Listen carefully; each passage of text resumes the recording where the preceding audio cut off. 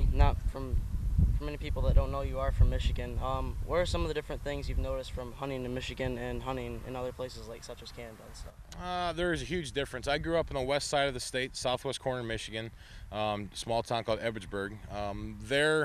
When I grew up, I would have to venture to say that the hunting in that location, and probably over here too, is some of the toughest hunting in the United States, because you're hunting small flocks of birds, small groups of birds. You have a lot of hunters' pressures around you. There's a lot of guys that like the waterfowl hunt in Michigan. There's lots of people. So you're hunting small concentration of birds, and you don't get constantly new migrators like you get in certain flyways. Now I live in Illinois. We have Jeff has a duck club on the Mississippi River. It's fantastic. We hunt new birds all the time. Killed 2,000 birds there last year. I travel to South Dakota. I've been in Saskatchewan, Ontario. I've been tons of places. When you go to other places that are like, say, the Atlantic Flyway, I've hunted eastern Ontario a lot. There you're hunting mass quantities of Canada geese. Like, you could hunt a field with 5,000 honkers in it. There you're playing a different ball game. You're pretty much guaranteed your birds. You got to wait for the correct shot and everything to get right in front. But you can get that right shot and get the right amount of birds. Around here, you might hunt a field with 100 honkers in it. You better be hidden. You better not mess up. You better not pop your head up, because those 100 geese, that's it. You better kill the geese that are coming to you. In other places, you have more room for error. Say your dog's not running around. You have lots of birds to work with. Around here, it's tough. It's a whole different deal. You got to really be on your game around here. What are some of the different things you've noticed with hunting fields versus water, and which do you prefer? I would say, when I'm hunting with clients, I guide from South Dakota to Illinois, out to Maryland, everywhere. And when I'm running clients or we're filming, I like hunting fields. It's a lot easier. You can get guys laying in lay-up lines. Guys are comfortable. They can shoot more accurate when they're in a dry situation. It's a lot easier for them. If I'm just going to hunt with my buddies, I like to hunt water, because I like to see that splash. I like it when a bird hits the water and that big old goose hits the water and splashes it. Water, birds tend to land outside your spread. You got different spread setups. When you're hunting field, you can use more decoys, less decoys. It depends how many guys you have. It's two different techniques on hunting for sure, and it depends on what you like. If I'm hunting ducks, I like water. If I'm hunting honkers, I like land. Some of the sponsors, like with Benelli and stuff you guys have, did you start off with any other different pet, like Remington or anything, or just strictly Benelli? Well, see, now Benelli is our company sponsor. Foles Migragors, we make our video series. Realtree is our main sponsor. We're sponsored by Realtree Camouflage, Final Approach, FA Blinds and Decoys. We have a lot of small sponsors: Winchester Shells, Benelli Shotguns, sponsors that help us out in our videos and do that. I've always shot what I could when I was younger. I grew up shooting a Remington 870, and so to this day I still like shooting that gun. But Benelli is a fantastic gun, and they give us guns to shoot. We're going to shoot them because they work good.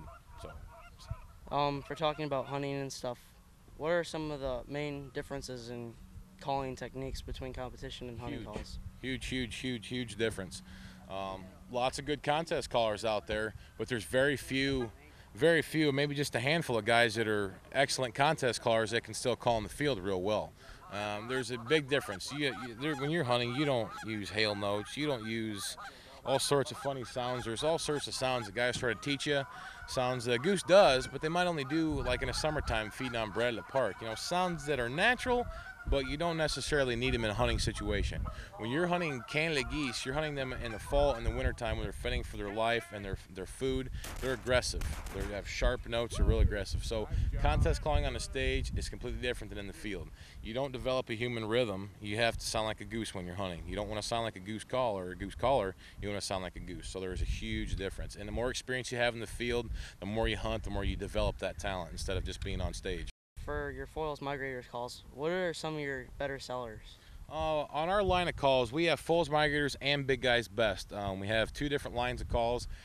We feel at Foles Migrators that we have every call to offer the waterfowler. We have everything from soft, loud, fast, slow, snow goose, speck, Canada goose, mallard. We've got flute calls. We have everything. Some of our best sellers here I have on my lanyard. This is my lanyard here that I hunt with every day all across the fall. And I try to have the right call for every situation I can. Duck call wise, this is our timber rattler. This is our #1 selling duck call. I like it in a double reed. Sometimes I'll switch to a single reed later in the season when I'm hunting down in our duck club. But our timber rattler is our #1 selling duck call, and this is my favorite.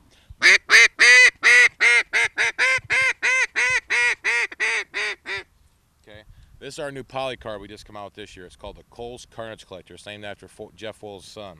Okay, this is one of my new favorite calls. It's small, it's fast, it's high pitch, super good, and you can pick them up for 60, 65 bucks. So it's really good. It's super easy to blow. All of our calls at Foles Migragors are easy to blow. We shave the reeds, we tune them light. We like the average guy to walk up to our call counter, pick up a call, go, make it sound like a goose. We don't want them to try to learn and try to be so hard to blow it. We want them to walk up, pick that, and go, make it sound like a goose, okay? This is our Straight Me Honker. This is by far our #1 selling goose call. This is the call that Jeff came out with in 1999 when he really got going on it hard. This call right here, everybody who owns a Foles Migragors call pretty much owns a Straight Me Honker. It's the best call to start out with. It's the easiest to blow. It's the most comfortable to hold on to, and it's the most versatile sound-wise. You can get all different sounds all across the board, whether you're hunting early season, late season. The Straight Me Honker is by far the best one to go with.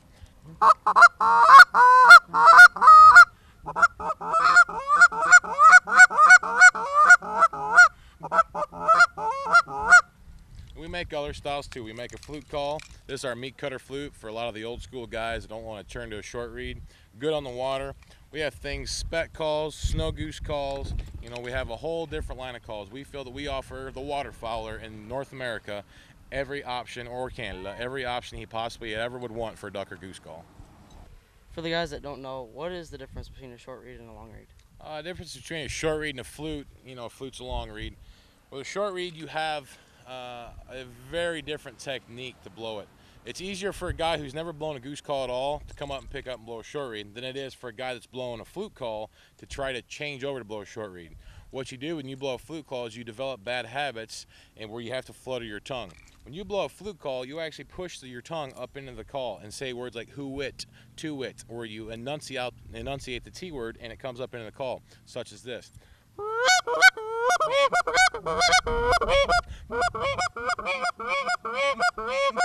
You actually push your tongue up into the call.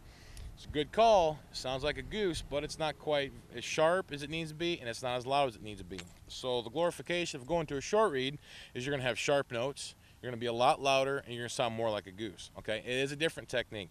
You keep the tongue, the tip of your tongue behind your bottom teeth, you arch your tongue up, almost like a half a McDonald's arch, and you let the air come over to arch your tongue. And you say short words like oosh, oosh, oosh. It's a short burst of air and controlled air to make a short reed work.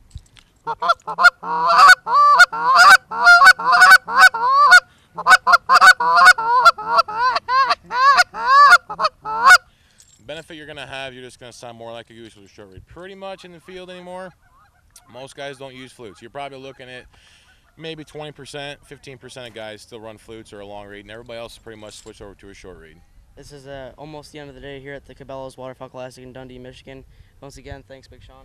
Hey, no problem, man. Anytime. Anytime you guys ever need anything, you let us know down there at FMI headquarters. Guys out there, if you need your calls tuned for the fall, anything, give us a call or check out our website at www.foilsstraightmeat.com. If you need calls tuned, send them down. Need new reeds, make sure you're geared up for this hunting season. Don't wait till it's too late and you're sitting on the couch wondering why your call's not ready. Give us a call.